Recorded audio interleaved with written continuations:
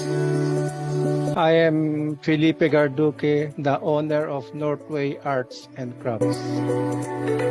My business is bamboo baskets, bamboo boxes, and other bamboo products po.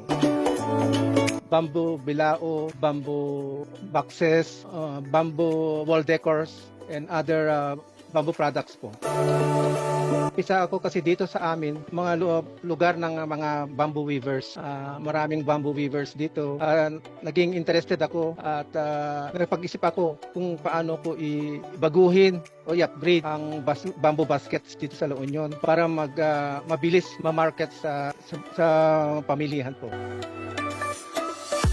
Sa ganitong business, yung kalaban mo lang yung panahon, yung may bagyo, may ulan. Kasi yung mga weavers hindi makapunta dun sa bundok, makakukuha ng mga materials nila na i-weave.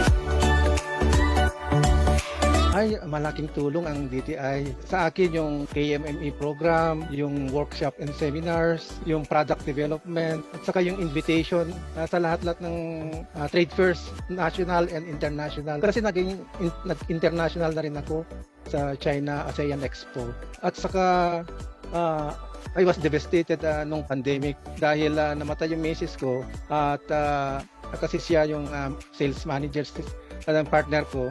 Nung pumunta ako sa DTI na upang isarasa na yung business ko, pinayuhan ako na i-give it a second chance. Baka sakaling makakuha pa yung challenge ko. Tinulungan din ako para i-register yung aking business. IPO registered na rin yung business ko na yun. Ako kasi yung passion ko sa aking craft or business at saka yung nilalagay yung puso ko doon sa aking business at saka yung kikitungo din sa mga workers mo, yung dealings mo sa kanila kasi sila ang nakakatulong sa akin. Dapat may knowledge ka sa business mo at saka yung puso. Kung pasukan mo itong ganitong business, kailangan may alam ka, may passion ka para maging successful ang business mo na ganitong klase.